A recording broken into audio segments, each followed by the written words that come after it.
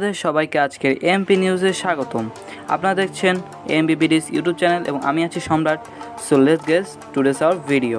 So আজকের ভিডিওতে আমি আপনাদের বলবো আপনারা কীভাবে 70,000 টাকা বাজেটের মধ্যে একটি ভ্যালু ফর মানি পিসি বিল করবেন, যা দিয়ে আপনারা গেমিং, টুকটাক এডিটিং যেমন ইউটিউব, ফেসবুকের ভিডিও এডিটিংগুলো, প্লাস আউটসোর্সিং, গ্রাফিক্সের কাজ, ফ্রিল্যান্সিং, পাওয়ার পয়েন্টের কাজ স্টেবলভাবে করতে চান, তাহলে আজকের ভিডিও আপনাকে একদম ফুল ওয়াচ করতে হবে। আপনার যে এতক্ষণ ধরে অধীর আগ্রহে আমাদের কথাগুলো শুনছিলেন যে আমরা এই 25,000 টাকার একটি পিসি দিয়ে গেমিং করব, ভিডিও এডিটিং করব, ফ্রিল্যান্সিং করব, গ্রাফিক্সের কাজ, কম্পিউটারের যাবতীয় সকল ধরনের কাজ স্ট্যাবলভাবে করব, কিন্তু এত সকল কাজ করার জন্য আমাদের যে পাশে থাকবে সে জিনিসটাই তো নেই। ইয়েস, আপনারা গেস করতে পারছেন, সেটা হচ্ছে আমাদের প্রসেসর।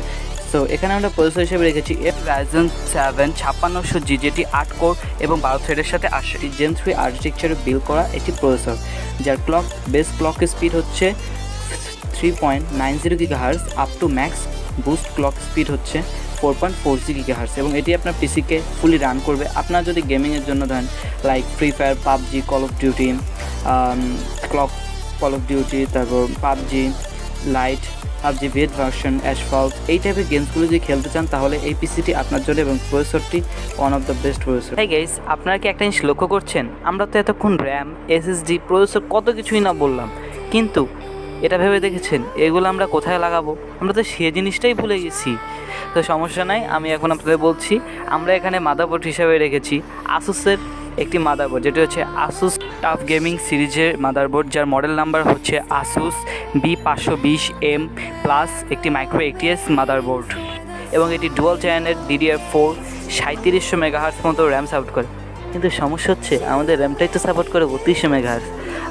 আচ্ছা, সমস্যা নাই, এই 3200 মেগাহার্টস এখানে খুব ভালো করেই চলবে, কারণ এটা 3200 মেগাহার্টসে খুব ভালো পারফর্ম দিতে পারে, এবং এর স্পেশাল ফিচার্স হচ্ছে এর অডিও সেকশন এবং এর পোর্টস। এখানে আপনি HDMI পোর্টস, অনেকগুলো পোর্টস পেয়ে যাবেন। একটা কাহিনী ঘটে গেছে। কি বলিস? কি কাহিনী ঘটছে ভাই? গ্রাফিক্স কার্ডের দাম আবারও বেড়ে গেছে। মানে আমি বলতে চাচ্ছি যে 2GB গ্রাফিক্স কার্ডের দাম 4GB গ্রাফিক্স কার্ডের মতো। কি বলিস? তাহলে কি পিসিতে কোনো গ্রাফিক্স কার্ড পাবো না? ভাই অবশ্যই পাবেন, কিন্তু সমস্যা হচ্ছে এমন গ্রাফিক্স কার্ড যেটা দামে কম মানে ভালো হবে। কী বলিস? এই বাজারে দামে কম মানে ভালো জিনিস পাওয়া যায়? হ্যাঁ ভাই, একটু খুঁজলে পাওয়াই যায়।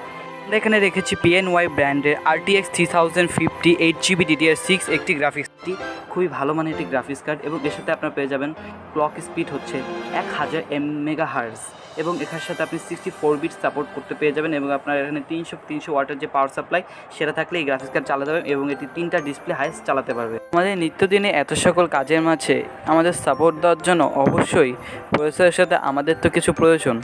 আপনাদের এই প্রয়োজনকে মাথায় রেখে আমরা এখানে রেখেছি DDR4 3200 মেগাহার্টজের টিম ইলাইটের একটি র্যাম।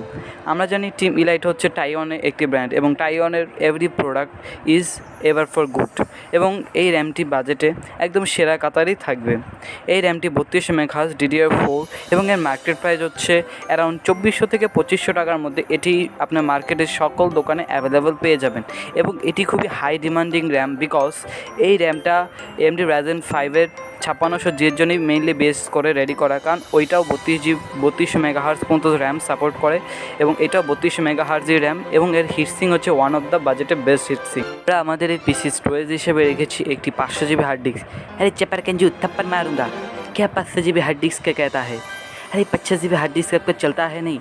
अरे भाई युग बहुत चेंज हो गया है, बरसों पार हो गया है, अब तो लोग SSD पर चला है तो हार्ड डिस्क का नाम लिया तो थप्पड़ मारूंगा, চুপচাপ हमें SSD দে।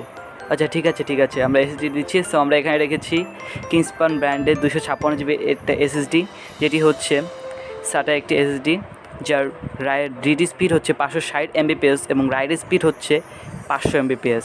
সো বুঝতে পারছি SSDটা কত ইন্টারেস্টিং হয়ে চলেছে, এবং SSDটার মার্কেট প্রাইস হচ্ছে 2400 থেকে 2500 টাকার মধ্যে। এটি আপনার যে কোনো দোকানে অ্যাভেলেবেল পেয়ে যাবেন, এবং এটি 4 বছরের ওয়ারেন্টির সাথে আসছে। এবং এখানে যে স্পেশাল ফিচার্সের জন্য আমরা এটা রেখেছি সেটা হচ্ছে 256GB এটা ক্যাপাসিটি স্টোরেজ, অ্যান্ড এখানে আপনি 3D NAND টেকনোলজি পেয়ে যাবেন, যেটি একদম লেটেস্ট।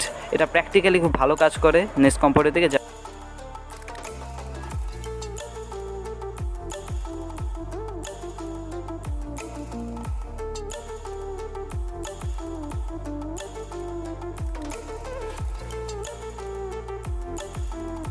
चपर कंचू हम क्या इस कंपोनेंट को तेरे दिमाग पर लगाएंगे? भाई ऐसा बात क्यों कर रहे हो? अरे ऐसा बात नहीं करूँगा तो क्या करूँगा? तूने तो हमें कोई केसिंग दी ही नहीं, तो हम इसे সেট कहाँ करेंगे? ও ভাই আমি ভুলে গেছিলাম।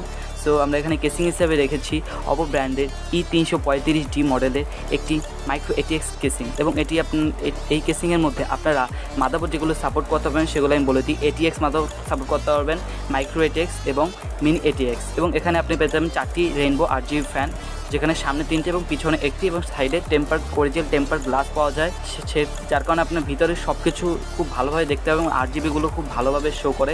সামনে ফ্যানের সামনে একটি মেজ দেওয়া আছে যাতে ভিতরে ময়লা ধুলাবালি না প্রবেশ করতে পারে। এই কেসিংটি মার্কেট প্রাইস হচ্ছে অ্যারাউন্ড 3000 টাকার মতো, এবং এটি আপনার অ্যাভেলেবেল সব জায়গায় পেয়ে যাবেন। আমরা ততক্ষণ অনেকগুলো কম্পোনেন্ট নিয়ে কথা বললাম, কিন্তু এটা বললাম না তো যে আমাদের চালাতে যে পাওয়ার সাপ্লাইটা দরকার হবে সেটা নিয়ে তো একদমই আমাদের কথা বলা হয়নি। ইয়েস, এখন আমি সেই পাওয়ার সাপ্লাই নিয়ে কথা বলবো।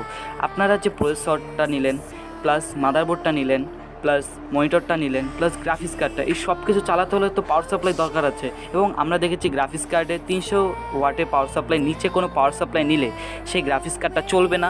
আমাদের অবশ্যই 300 ওয়াট বা 300-এর উপরে একটি পাওয়ার সাপ্লাই নিতে হবে। তো আপনাদের চাহিদার কথা মাথায় রেখে আমরা এখানে দিয়েছি র্যামিঞ্জা ব্র্যান্ডের 350 ওয়াটের এটি পাওয়ার সাপ্লাই, যেটি হচ্ছে RGB পাওয়ার সাপ্লাই সাথে আসে, এবং এর মার্কেট প্রাইস হচ্ছে অ্যারাউন্ড 1200 থেকে 1300 টাকার মধ্যে।